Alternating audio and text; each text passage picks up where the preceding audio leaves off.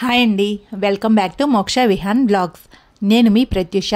ఇవాళ మీకు నేను ఎంతో ఈజీగా టొమాటో పెరుగు పచ్చడి ఎలా ప్రిపేర్ చేయాలో చూపించబోతున్నాను. ఈ టొమాటో పెరుగు పచ్చడి మా హస్బెండ్ ఫేవరెట్ రెసిపీ అండి.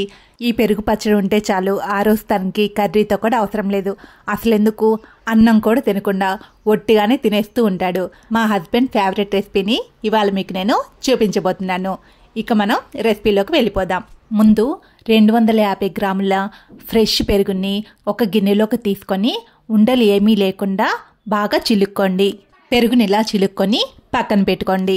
తరువాత ప్యాన్లోకి 1 టేబుల్ స్పూన్ ఆయిల్ తీసుకొని ఆయిల్ వేడెక్కగానే 1 స్పూన్ పచ్చిశనగపప్పు, 1 స్పూన్ మినప్పప్పు, 1/2 స్పూన్ ఆవాలు, 1/2 స్పూన్ జీలకర్ర, ఫ్లేవర్ కోసం కొంచెం మెంతులు. మరీ ఎక్కువగా వేసుకోకండి, మరీ ఎక్కువగా వేసుకుంటే పెరుగు పచ్చడి చేదు వస్తుంది.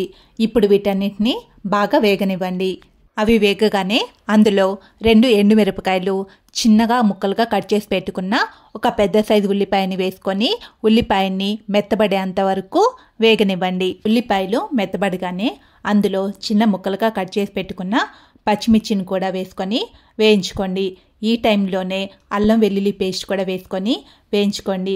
నేను వేసుకోవడం మర్చిపోయాను, అందుకనే మీకు ముందుగానే చెప్తున్నాను. తరువాత ఇందులోనే చిన్న ముక్కలుగా కట్ చేసి పెట్టుకున్న 2 మీడియం సైజ్ టొమాటోలను కూడా వేసుకొని టొమాటోల్ని మెత్తబడేంత వరకు ఉండనివ్వండి. టొమాటోలు మగ్గే టైంలోనే 2 రెప్పల కరివేపాకును కూడా వేసుకొని వేయించుకోండి. టొమాటోలు మగ్గుతూ ఉన్న టైంలోనే రుచికి సరిపడా ఉప్పు, 1/2 స్పూన్ పసుపును కూడా వేసుకొని మొత్తం ఒకసారి మళ్ళీ కలుపుకొని టొమాటోల్ని బాగా మగ్గనివ్వండి. టొమాటోలన్నీ ఇలా మెత్తగా మగ్గగానే చివర్లో ఇందులో కొంచెం కొత్తిమీర తరుగుని వేసుకొని కలుపుకోండి.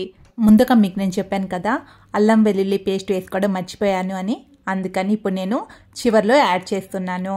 మీరు మాత్రం ముందే యాడ్ చేసుకోండి. మంచి ఫ్లేవర్తో టొమాటో పెరుగు పచ్చడి చాలా చాలా బాగుంటుంది. మళ్ళీ చెప్తున్నాను, మీరు ఉల్లిపాయలు వేయించుకునే టైంలోనే అల్లం వెల్లుల్లి పేస్ట్ కూడా వేసుకొని వేయించుకోండి. అంతే, పెరుగు పచ్చడిలోకి తిరుగుమాత రెడీ. దీన్ని ఇప్పుడు బాగా ఆరనివ్వండి.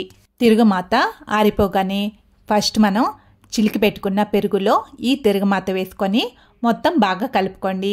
ఈ తిరుగుమాతని వేడి మీద వేసుకుంటే పెరుగు మొత్తం విరిగిపోయినట్లయిపోయి టేస్ట్ అస్సలు బాగోదు. అందుకే ఆరిపోయిన తర్వాతే పెరుగులో యాడ్ చేసుకోండి. అప్పుడే టేస్ట్ కూడా చాలా బాగుంటుంది. అంతే, టొమాటో పెరుగు పచ్చడి రెడీ. చేసుకోవడం చాలా ఈజీ కదా, టేస్ట్ కూడా చాలా బాగుంటుంది.